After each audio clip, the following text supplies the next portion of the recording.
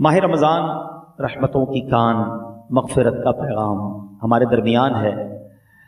روزہ جب انسان رکھتا ہے تو کچھ نڈھال محسوس کرتا ہے، خاص طور پر جب افطار کا وقت آتا ہے تو پیاس سے زبان سوکھتی ہے، اور بعض اوقات بندہ کبھی کبھی تھوڑی دیر بعد گھڑی دیکھتا ہے کہ اب کتنی دیر باقی ہے کہ جب میں کھاؤں گا، جب میں پی سکوں گا۔ یہاں دو تین باتیں بڑی لطیف ہیں، بڑی خوبصورت ہیں۔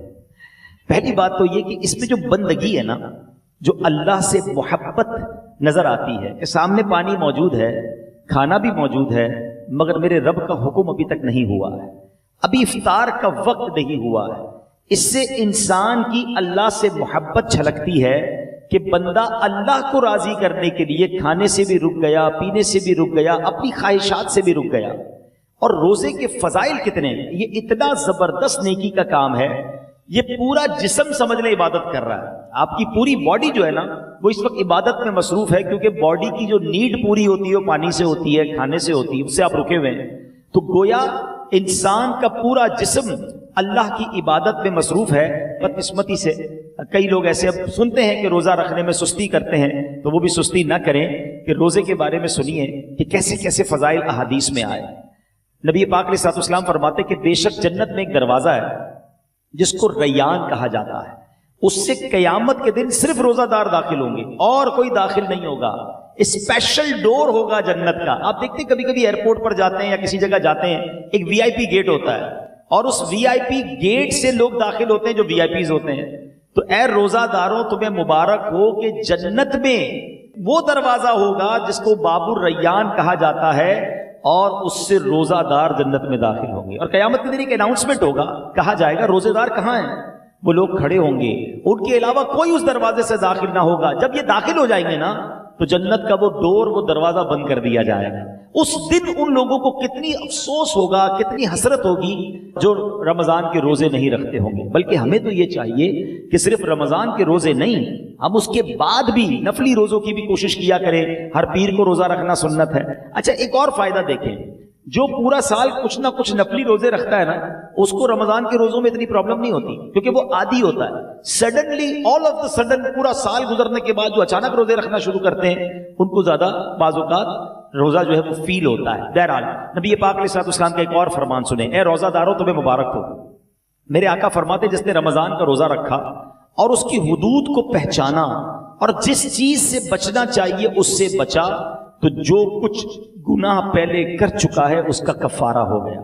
یعنی روزہ پچھلے گناہوں کا کفارہ ہے۔ روزے کی ایک اور شاندار فضیلت، نبی پاک فرماتے جس نے ایک دن کا روزہ رکھا، اللہ عز و جل کی رضا حاصل کرنے کے لیے اللہ عز و جل اسے جہنم سے اتنا دور کر دے گا جتنا ایک کوا جو بچپن سے اڑنا شروع کرے یہاں تک کہ بوڑھا ہو کر مر جائے۔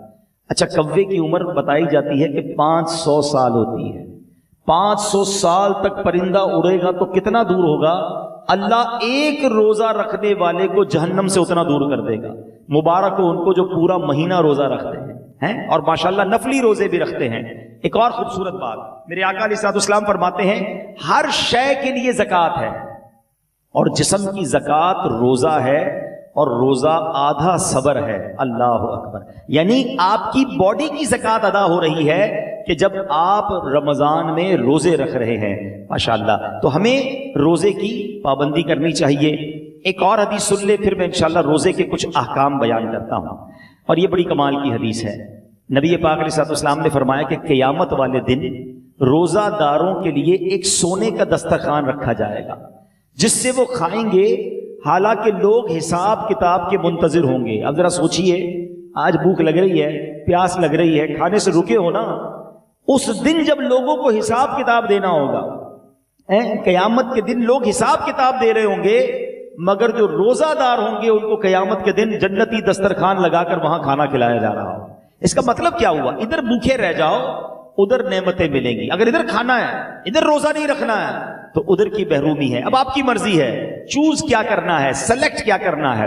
اچھا، روزے کی بہت ساری خوبصورتیوں میں ایک اور بڑی کمال کی خوبصورتی کیا ہے کہ بندے کا جو اللہ پر ایمان ہے نا، اس کا لیول بہت ہائی ہو جاتا ہے۔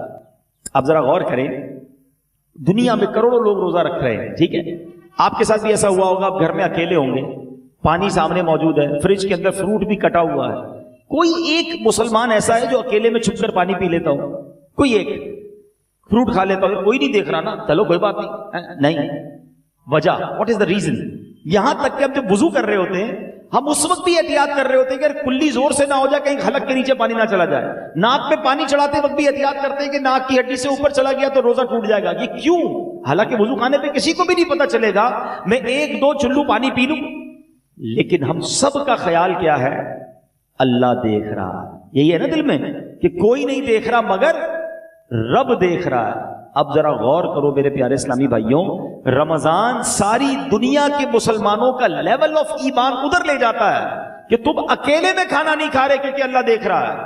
تو اب سوال یہ ہے کہ جب اللہ رمضان میں دیکھ رہا ہے تو کیا رمضان کے بعد نہیں دیکھ رہا؟ حلال کھانے سے رک گئے کیونکہ افطار کا وقت نہیں ہوا، مگر بندہ پھر حرام دیکھنے سے کیوں نہیں رکتا کہ اللہ دیکھ رہا ہے؟ اکیلے میں گناہ کرتے وقت یہ خیال کیوں نہیں آتا کہ رب دیکھ رہا ہے؟ ایکچولی رمضان ہماری پوری پریکٹس کروا رہا ہے کہ دیکھو جب پورے رمضان تم یہ خیال دل میں بٹھائے رکھتے ہو کہ اکیلے میں کھانا نہیں ہے، پینا نہیں ہے، رب دیکھ رہا ہے، تو پھر رمضان میں بھی اور رمضان کے بعد بھی حرام کماتے وقت بھی سوچو نا اللہ دیکھ رہا ہے، حرام بولتے وقت بھی سوچو اللہ دیکھ رہا ہے، حرام سنتے وقت بھی سوچو اللہ دیکھ رہا ہے. تو انشاءاللہ اگر یہ پریکٹس بن گئی کہ اللہ دیکھ رہا ہے تو پھر گناہ کرنے کی عادت چھٹ سکتی ہے. اللہ مجھے بھی اور آپ کو بھی یہ خیال ایسا عطا کر دے کہ جب بھی برائی کی طرف جانے کو جی چاہے دل سے صدا آئے کہ اللہ دیکھ رہا ہے. بالکل اسی طرح میرے پیارے اسلامی بھائیوں، رمضان میں جو ہم روزہ رکھتے ہیں اور چیزوں کی جزا بیان ہوئی ہے کہ بھائی اس کے بدلے جنت کا گھر ملے گا، جنت کے درخت ملیں گے، جنتی کھانے ملیں گے. اب آؤ روزے کی ایک اور فضیلت سنو. میرا کوئی بھائی، میری کوئی بہن اور روزہ کبھی قضا نہ کرے. روزہ قضا کرنے کا خیال بھی آئے تو دل میں یہ نہ لائے. لوگ کہتے ہیں یار کام کاج بہت ہوتا ہے، نوکری مجھے کرنی ہوتی ہے. دیکھو کام کم کر دینا، کاروبار کم کر دینا، تھوڑے پیسے کم کما لینا، مگر روزہ مت چھوڑنا. کیونکہ اب جو میں فضیلت بتانے جا رہا ہوں نا، میں نے اب تک کسی اور عمل کی یہ فضیلت نہیں پڑھی ہے. کہ نبی پاک علیہ الصلوۃ والسلام فرماتے ہیں کہ اللہ فرماتا ہے، یعنی یہ حدیث قدسی بھی ہے، اللہ فرماتا ہے فَإِنَّهُ لِي وَأَنَا أَجْزِي بِهِ. اللہ فرماتا ہے روزہ میرے لیے ہے اور اس کی جزا میں خود دوں گا. باقی چیزوں کی جزا رب فرشتوں کے ذریعے عطا فرماتا ہے، مگر روزہ دار کے لیے رب نے فرمایا اس کی جزا میں خود عطا فرماؤں گا. بلکہ علماء اس کو ایک اور انداز سے بھی پڑھتے ہیں، انا اجزا بہی. اس کے معنی یہ ہو گئے کہ روزہ میرے لیے ہے اور اس کی جزا میں خود ہوں. یعنی رب فرما رہا میں اس کا ہو جاتا ہوں. تو اے روزہ دارو، جس کا رب ہو جائے تو اس کے کام کیوں نہ بن جائیں، اس کی مشکلیں آسان کیوں نہ ہو جائیں. اور ایک اور میں شریعت کی لاجک بتا دیتا ہوں. بہت سارے کاموں میں نوجوان کہتے ہیں کہ جناب ادھر جو ہے بہت دل چاہتا ہے کہ بڑے بڑے میرے گھر ہوں، بڑی بڑی گاڑیاں ہوں، چاہے اس کے لیے حرام کمانا پڑے. دیکھو حرام کما کر اچھے گھروں کے لیے پیسے حرام مت کمانا، ادھر چھوٹے گھر میں صبر کر لو، اللہ نے تمہارے لیے جنتی گھر تیار کر رکھے ہیں. کچھ لوگ ادھر شراب پیتے ہیں، اللہ کو ناراض کرتے ہیں، دیکھو ادھر شراب نہ پینا، صبر کر لو، اللہ نے جنتیوں کے لیے جنتی شراب تیار کر رکھی ہے. مردوں کو زیور پہننے سے منع کیا کہ دیکھو یہاں زیور مت پہننا، سونا چاندی مرد کو پہننا الاؤ نہیں ہے، مگر جنت میں مردوں کو سونے کے زیورات عطا کیے جائیں گے. ادھر حرام عورتوں کی طرف، ناجائز عورتوں کے پاس جانا جو حرام ہیں ان کے قریب مت جانا. جی تو چاہتا ہے، شیطان تو بلاتا ہے، مگر حرام کاری سے بچ جاؤ. اللہ نے جنت میں جنتیوں کے لیے حوریں تیار کر رکھی ہیں. اگر آپ اس لاجک سے دیکھیں نا، جس چیز سے شریعت نے ہمیں یہاں روکا ہے، جس کا دل بھی چاہتا ہے، شریعت نے یہاں سمجھا دیا کچھ سال رک جاؤ، جنت نہ ختم ہونے والی ہے. اللہ نے آلٹرنیٹ شاندار وہاں تیار کر رکھا ہے. یہاں بڑے گھر دیکھ کر اپنے گھر پہ مایوس نہ ہو جاؤ، صبر کی زندگی گزارو. اللہ نے بڑے بڑے محل جنتیوں کے لیے تیار کیے ہیں. تمہارے پاس اگر یہاں گاڑی نہیں ہے، مایوس نہ ہونا، حرام کی طرف مت جانا. جنتیوں کے لیے اللہ نے جنتی سواریاں تیار کی ہیں. یہاں اگر مہنگے اور اچھے کھانے نہیں کھا سکتے، پیسے تھوڑے ہیں، حرام کی طرف مت جانا، صبر کر لینا. اللہ نے جنتیوں کے لیے جنتی دسترخوان لگائے ہوئے ہیں، جنتی مشروب موجود ہیں. ارے انسان جو تمنا کرے گا اللہ اس قسم کا کھانا اس کے سامنے عطا فرما دے گا. تو جب وہ نعمتیں موجود ہیں تو کچھ صبر کے ساتھ، کچھ قناعت کے ساتھ، اللہ کی رضا کے ساتھ اور حلال روزی کے ساتھ زندگی گزار لیں. انشاءاللہ دنیا بھی بہتر ہوگی اور آخرت بھی بہتر ہو جائے گی.